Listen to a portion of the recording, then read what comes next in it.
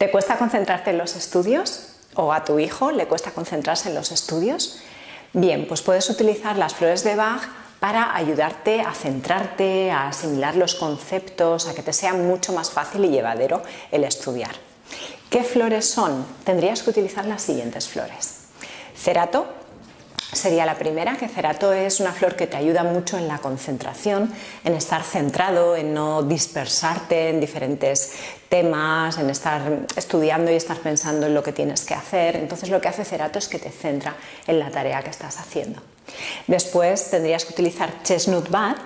Chestnut bud es una flor que te ayuda a asimilar conceptos, a que todo eso que estás estudiando lo asimiles y lo comprendas bien. Luego clematis, la flor de clematis, lo que hace es que te hace estar en el momento presente. Si tienes dispersión o si tienes algún tipo de despiste, lo que hace es que puedes estar en el momento presente perfectamente, muy concentrado, ¿vale?